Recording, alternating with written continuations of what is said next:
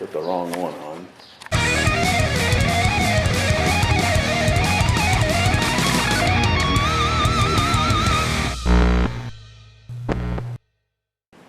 Hey, welcome back. I'll show you the progress that we're making on the side bender, the guitar side bender plans I have gotten from Georgia Luthier Supply.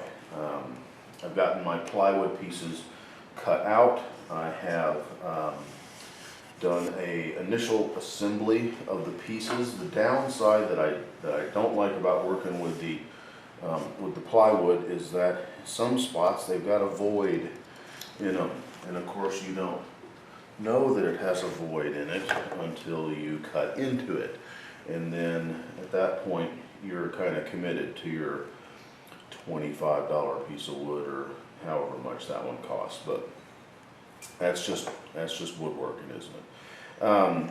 The screws to assemble all of this are supplied with the kit. The presses are supplied with the kit. So we've just gotten the frame. We've gotten the frame assembly kind of taken care of. I'll turn this to the side here. You can see this is where our springs are going to attach. They just clip on like this, and then with a little oomph power, you'll pull them back in this manner onto the guitar form, which is currently not in here. Now the thing that I do notice is that you're going to have to watch this. If this is the way it is right here, you're going to start grinding this part away. So just be careful of that part. You'll just kind of notice it. So currently I am trying to get this out of the spring. The part that I'm working on now is the assembly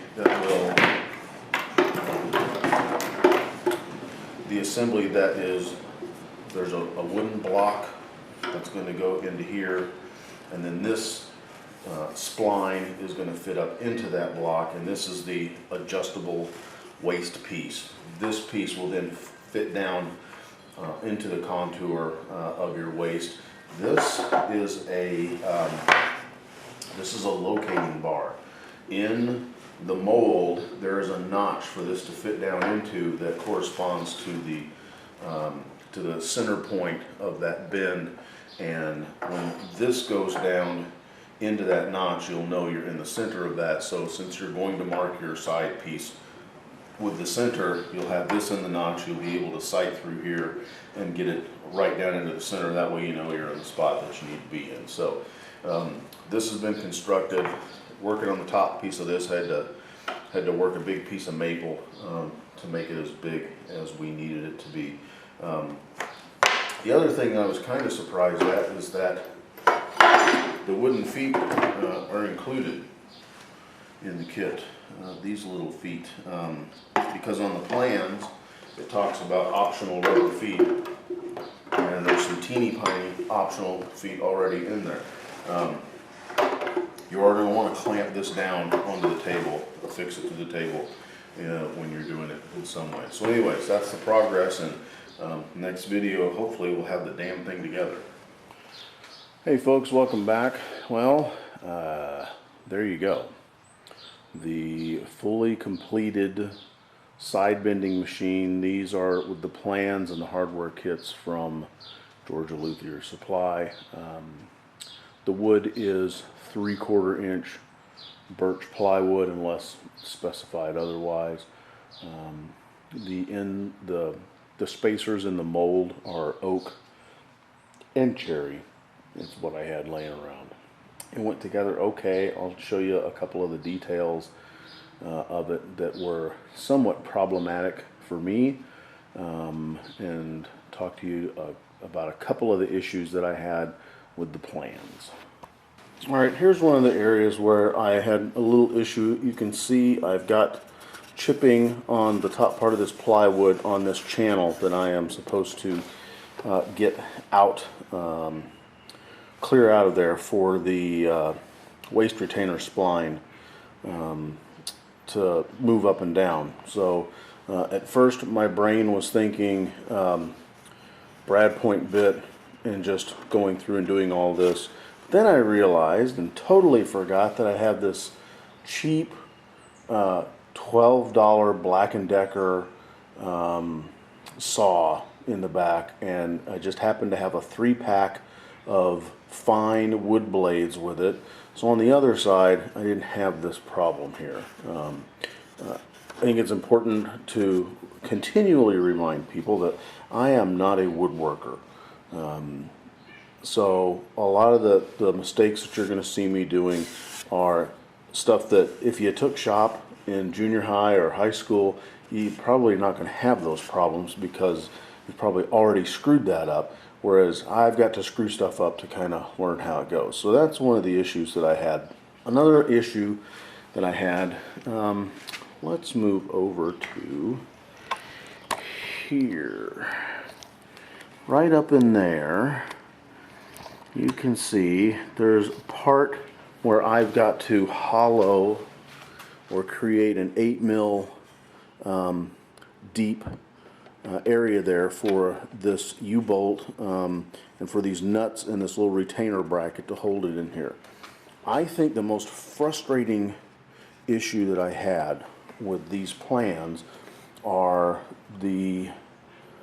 it's not consistent with how they refer to things as far as measurements. It has both imperial and metric measurements on there, but when you're looking at stuff, it's not always going to use both of them. It will use one or the other. Like this is 8mm deep, and just pick one. I don't care which one it is.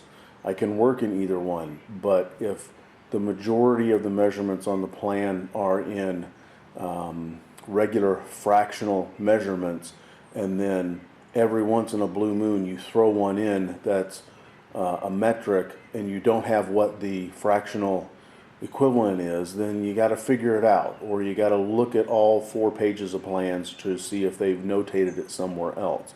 I don't care which one you pick, just pick one, or consistently give both readings all the time. I am now stepping off of my soapbox.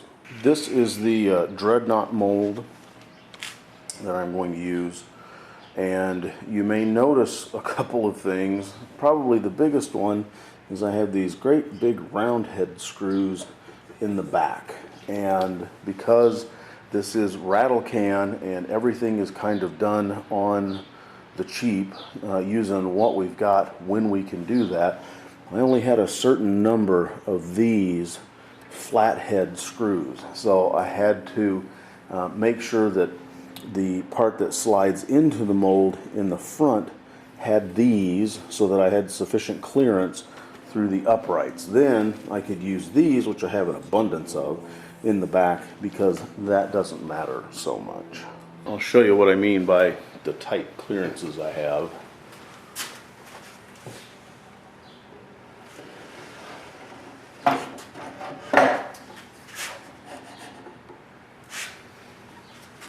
As you can see, there's very little room here on the sides. The large round head screws in the back stick out, as you can see there. So that's why we put the limited number of flat-headed screws up in the front to make entry for the mold easier, and then we can use whatever I've got on hand in the back. This is the sliding waste returner. There is retainer. There is a notch in my mold that lines up with this aluminum bar that comes in the kit. And as you start to apply pressure onto your wood,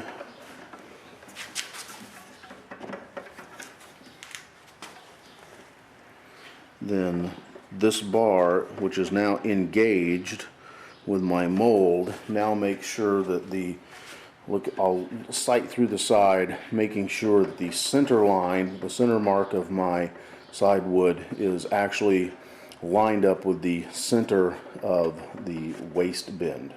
Here we are at the upper bout with my camera sliding off the mat. That was kind of fun. Yeah, we're all right. Your slat, of course, will be sticking out here, and then you will slowly pull this down. Be sure where you put your fingers, kids, because this will give you the big moosh if you're not paying attention. If you're pushing it up and you're not paying attention, this is suddenly a pair of really nice pinch points that you may not want to experience with your own little fingers. Here you can actually see the clearance that I've needed on here in order to get this past the screw heads. Like that.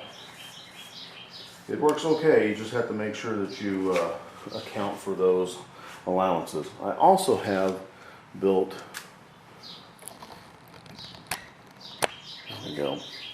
I also have this adjustable waist retainer built in here. This is just a center spline mounted in this cherry block, and then I've got 3 pieces of 1/4-inch plywood on either side of that spline, and that allows me to customize the fit into whichever mold I'm working into.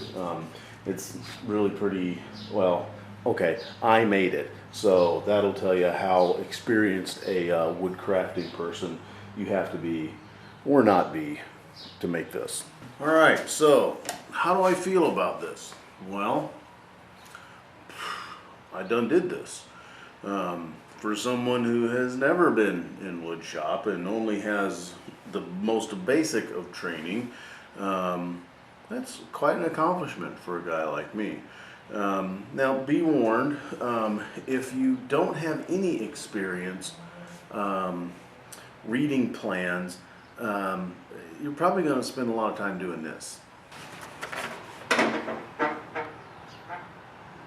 And you know, that's not good or bad. That's just you having to sit down and use the thinking thing to figure stuff out. So give it a shot. Now the downside of this is all the other components that are going to come along with this are like big money. So it's like, I mean, like your monthly budget for the next 3 months. Heating blanket, the controller, the steel slats that all go along with it. That's some bucks. You'll notice that here I've got the holes drilled out for the cutaway attachment because Santa Claus brought me the hardware, but I got to buy the plans for it to make that part. So there's something else, some more outlay that we'll have to do, but you know, that's fine. So anyways, there we are, the Georgia Luthier Supply guitar side bender. Cheers. Hey folks, thanks for watching the train wreck. We appreciate you being along for the ride. Make sure you like RATTLECAN Guitar Restorations over on the Facebook, the Twitter, as well as the Instagram. If you haven't done so, go ahead and like us over on the YouTubes. We're posting new videos every Wednesday, and you never know what you're going to see around here. Thanks again for watching, folks. Have a good one.